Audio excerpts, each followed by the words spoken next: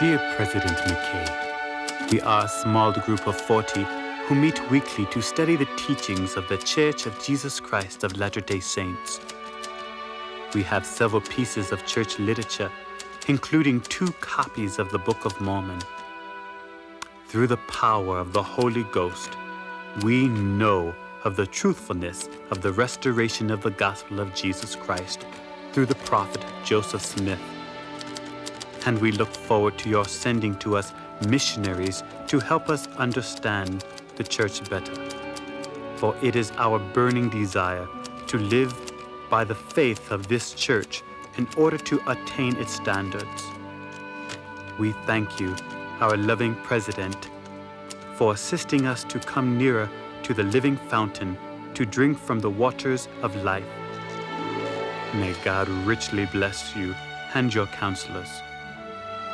I remain yours in the restored gospel of Christ, Joseph W. B. Johnson.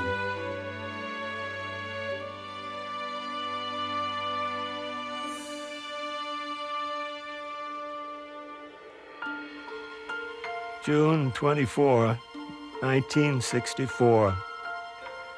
Dear Brother Johnson, I have studied your letter with deep interest and commend you and the members of your group for your faithfulness and your desire to receive the missionaries. Brother Johnson, we support you in your efforts to study and live the principles of the gospel of Jesus Christ. But it is not yet time for us to send missionaries to Ghana. We encourage you to continue your study of the scriptures and to wait patiently until we come to Africa. I hope the enclosed books and literature will be helpful. May the Lord continue to bless and sustain you.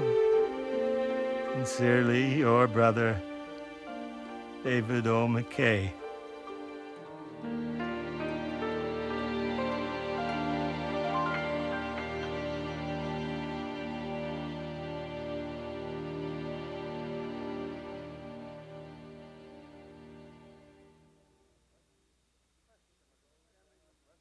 The question of extending the blessings of the priesthood to those then under restriction had been on the minds of many of the brethren over a period of years. It had repeatedly been brought up by presidents of the church. It had become a matter of particular concern to President Kimball. Over a considerable period of time, he had prayed concerning this serious and difficult question. He had spent many hours in that upper room in the temple by himself in prayer and meditation. On this question, he raised the question before his brethren, his counselors, and the apostles. Following this discussion, we joined in prayer in the most sacred of circumstances. President Kimball himself was voice in that prayer. I do not recall the exact words which he spoke, but I do recall my own feelings and the nature of the expressions of my brethren. There was a hallowed and sanctified atmosphere in the room. For me, it felt as if a conduit opened between the heavenly throne and the kneeling, pleading prophet of God who was joined by his brethren. The Spirit of God was there. And by the power of the Holy Ghost, there came to that prophet an assurance that the thing for which he prayed was right, that the time had come, and that now the wondrous blessings of the priesthood should be extended to worthy men everywhere, regardless of lineage. Every man in that circle, by the power of the Holy Ghost, knew the same thing. It was a quiet and sublime occasion. It was for us, at least for me personally, as I imagine it was with Enos, who said concerning his remarkable experience, quote, "And while I was thus struggling in the Spirit, behold, the voice of the Lord came into my mind." So it was on that memorable June 1, 1978.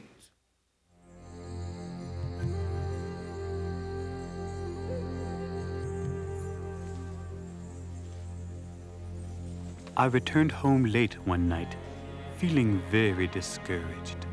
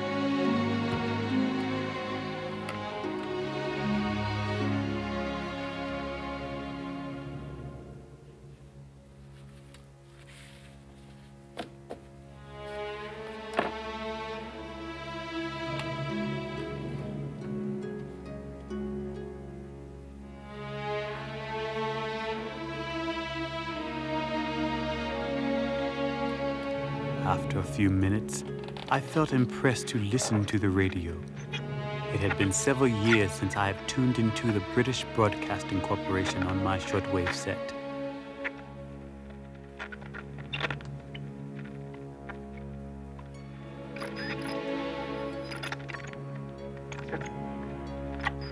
It took almost an hour to find the station. From the United States, I finally found it at midnight. In a news release from the Church of Jesus Christ of Latter-day Saints, the Mormons. Church President Spencer W. Kimball announced to worldwide membership that the priesthood will now be extended to all worthy males. This means that the black members of the church, previously denied the opportunity of performing church ordinances, will now be able to participate in all church programs. Unanimously supported by the church's 12 apostles, the policy is effective immediately. The forecast: showers and thunderstorms today with strong winds typically to 37 miles per hour. We'll have a high of 59 degrees with temperatures dropping rapidly towards this evening. Tremendous eternal consequences for millions over the earth are flowing from that manifestation. This is but the beginning of greater things to come, as the truth of the restored gospel covers the earth as the waters cover the mighty deep.